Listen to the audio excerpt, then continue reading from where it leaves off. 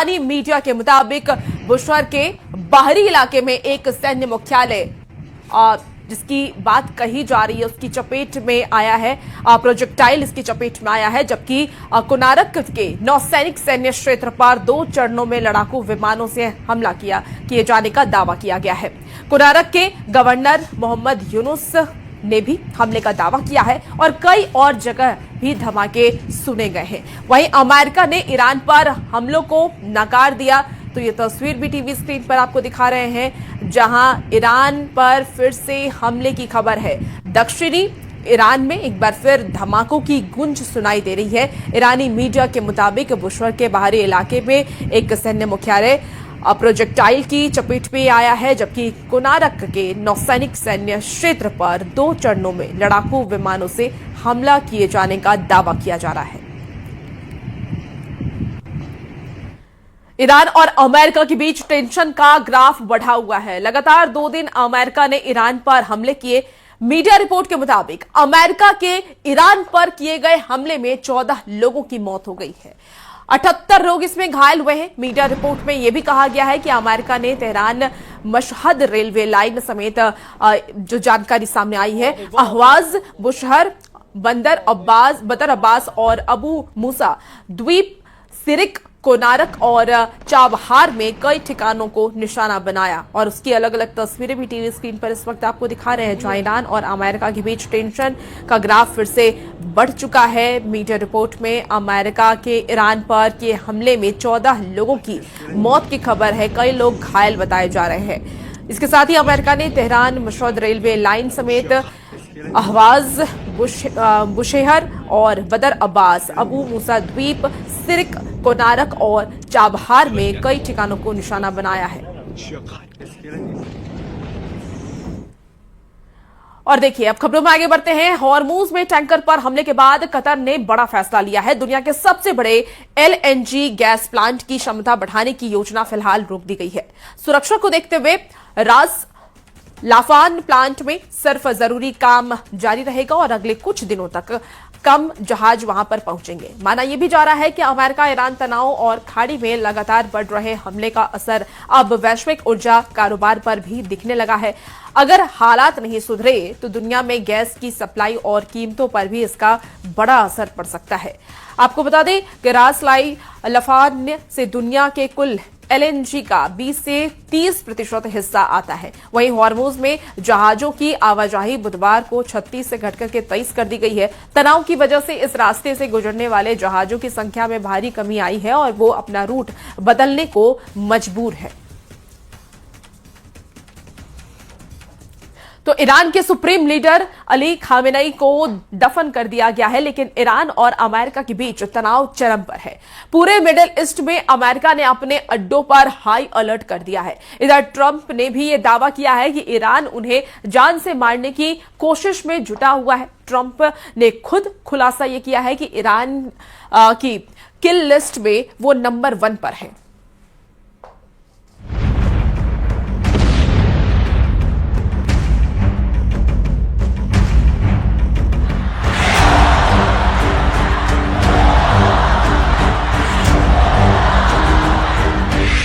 Iran की किल list में number 1 Trump. Cease fire नहीं, अब फायर से फैसला।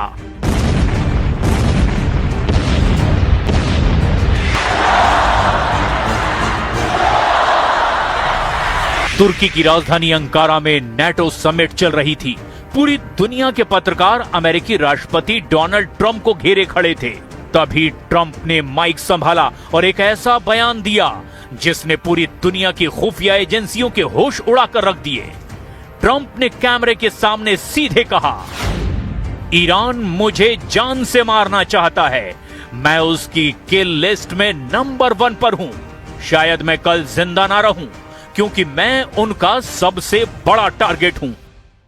I'm number 1 on the kill list for Iran. They're lovely people. I'm number 1. So I don't know. I can't tell you that, but I don't really care because I'm doing my job and I'm doing it, I hope, better than anybody's ever done it because we have a country that's hot and really, really successful. But I mention it only because it's on the list.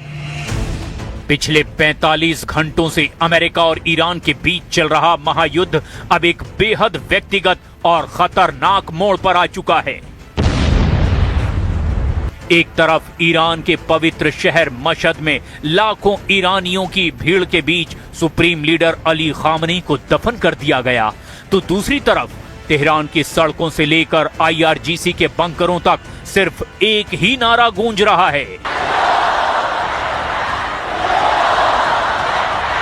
Iran के Mashhad में लगे we will kill Trump के poster ने America को बुरी तरह से गुस्सा दिला दिया है।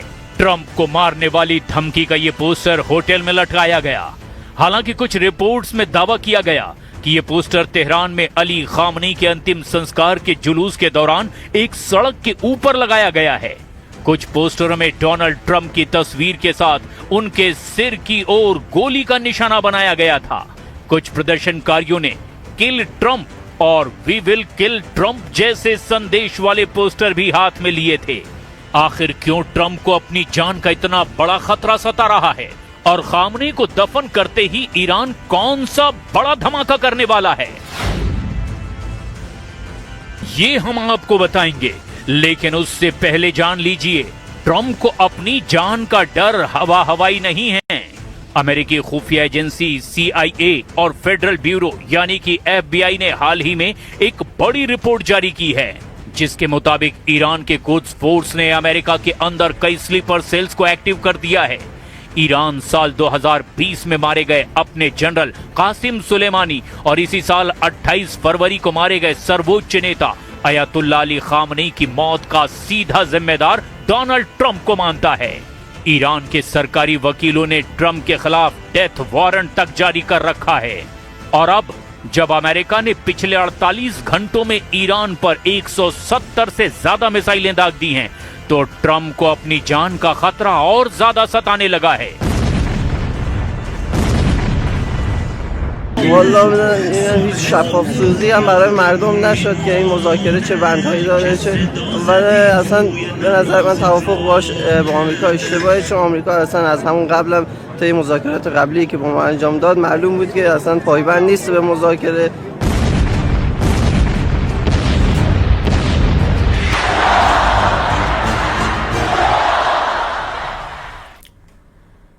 ईरान में बदले की आवाजें अब तेज होती नजर आ रही है। मशहद की सड़कों पर बड़ी संख्या में लोग अमेरिका और इजरायल के खिलाफ नारे लगाते और विरोध जताते दिखे। अब सवाल यह है कि क्या ईरान बड़ा पलटवार करेगा? रिपोर्ट देखिए। मौत का खौफ, तुर्की से उड़े ब्रिटेन में बदला विमान। डोनाल्ड ट्रंप का दावा है कि वो ईरान की किल लिस्ट में नंबर 1 पर हैं और ईरान उनकी हत्या करना चाहता है। ट्रंप ने कहा कि उन्हें हर वक्त जान का खतरा रहता है। एयरफोर्स 1 में यात्रा के दौरान पत्रकारों से उन्होंने कहा, ईरानियों की हिट लिस्ट में उनका नाम सबसे ऊपर है। ट्रंप के इस बयान को तुर्की से लौटते समय विमान बदलने की खबर से जोड़ा जा रहा है, क्योंकि ट्रंप नेटो समिट के लिए तुर्की के अंकारा गए थे। वहां जाते समय उन्होंने कतर से मिले नए बोइंग 747 यानी एयरफोर्स 1 का इस्तेमाल किया था, लेकिन वापसी में उन्होंने अचानक पुराने एयरफोर्स 1 से उड़ान भरी। नया विमान अलग से ब्रिटेन के RAF मिल्डेन हॉल एयरबेस भेजा गया। ट्रंप पुराने विमान से वहां पहुंचे और फिर नए विमान में बैठे। इसी दौरान उन्होंने ईरान की हिट लिस्ट में नंबर 1 होने का दावा किया। I'm number 1 on the kill list for Iran. They're lovely people. I'm number 1, so I don't know. I can't tell you that, but I don't really care because I'm doing my job and I'm doing it, I hope, better than anybody's ever done it, because we have a country that's hot and really, really successful. But I mention it only because it's on the list. दफन हुए Khamenei, अब America से बदला शुरू। इस खौफनाक माहौल के बीच ईरान के मशहद शहर में गम और गुस्से का सैलाब उमड़ा। 9 जुलाई 2026 को ईरान के सबसे ताकतवर नेता रहे अयातुल्लाह अली खामनेई को सुपुर्दे खाक कर दिया गया। ये कोई आम जनाजा नहीं है। पिछले 6 दिनों से खामनेई के ताबूत को तेहरान, कोम और इराक के नजफ करबला घुमाया गया और फिर उनके गृहनगर मशहद में अंतिम संस्कार किया गया। लाखों की भीड़ और जनाजे को चूमने की मची होड़ की तस्वीरों ने हैरान कर दिया।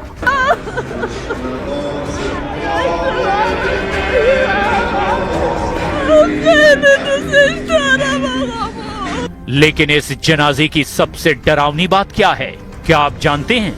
यहाँ जनाजे में जो सैलाब उमड़ा था उसमें भीड़ रो नहीं रही थी, बल्कि वो गुस्से से कांप रही थी। अमेरिका से बदले का गुस्सा।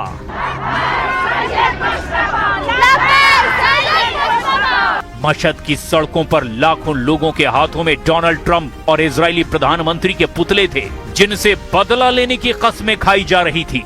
ईरानी जनता के हाथों में बड़े बड़े बैनर थे जिन पर लिखा था आंख के बदले आंख। ईरान ने साफ कर दिया कि ये 6 दिनों का शोक सिर्फ एक शांति थी। असली तूफान तो खामनेई की मिट्टी होने के बाद शुरू हो चुका है।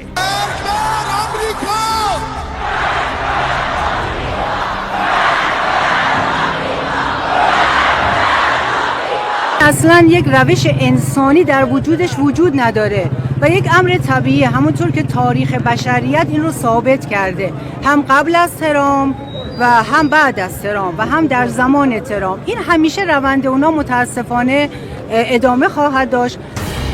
ईरान के स्पीकर और अमेरिका के सामने मुख्य वार्ताकार मोहम्मद बाकर कालिबाफ ने कहा कि ईरान ये साफ करना चाहता है कि हम पर हमला होगा तो हम वापस हमला करेंगे और हॉर्मुज अब ईरान के हिसाब से चलेगा, ना कि अमेरिकी धमकियों के हिसाब से।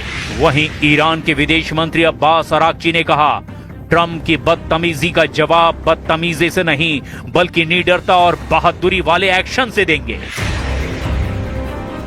ईरान के कमांडरों और लीडरों का ये गुस्सा सिर्फ बयानों तक सीमित नहीं है, इसकी बानगी पिछले 24 घंटे में देखने को मिल चुकी है।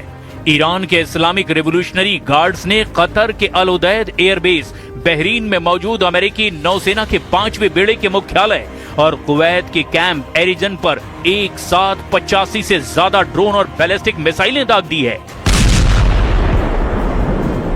जॉर्डन पर भी हमले शुरू हो चुके हैं। कुवैत और बहरीन में मिसाइल डिफेंस सिस्टम के सायरन गूंज उठे हैं। ईरान के सैन्य कमांडरों ने अब खुली चुनौती दे दी है कि जो भी खाड़ी देश अमेरिका को अपनी जमीन का इस्तेमाल करने देगा, ईरान उसकी धरती को चमचान बना देगा। अमेरिका ने ईरान की घेराबंदी करने के लिए उसके रेलवे ब्रिज उड़ा दिए, उसके खाद्य तेल डिपो को तबाह कर दिया। लेकिन ईरान के IRGC चीफ ने कहा, तुम हमारे पुल उड़ा सकते हो लेकिन हमारी उन मिसाइलों का रास्ता नहीं रोक सकते जो सीधे वॉशिंगटन और तेल अवीव की तरफ जा सकती हैं। पेंटागन की खुफिया रिपोर्ट कहती है कि ईरान एक मैसिव सुसाइड ड्रोन अटैक की प्लानिंग कर रहा है जो सीधे इजराइल और खाड़ी में मौजूद अमेरिकी ठिकानों को टारगेट करेगा। ट्रंप ने इससे पहले ईरान को धोखेबाज कहा था। इतिहास गवाह है, जब भी कोई देश अपने किसी बड़े धार्मिक और राजनीतिक नेता को खो देता है तो वो किसी भी हद तक जा सकता है। ईरान इस वक्त बदले की आग में अंधा हो चुका है। ट्रंप का ये कहना कि मैं उनकी किल लिस्ट में नंबर 1 पर हूं, ये दिखाता है कि व्हाइट हाउस के भीतर इस वक्त कितना बड़ा डर और तनाव है। अमेरिकी सीक्रेट सर्विस ने ट्रंप की सुरक्षा को अभेद किले में तब्दील कर दिया है, लेकिन क्या वो ईरान के आत्मघाती दस्तों को रोक पाएंगे? मशहद में खामनेई की विदाई के साथ ही मिडिल ईस्ट का काउंटडाउन शुरू हो चुका है।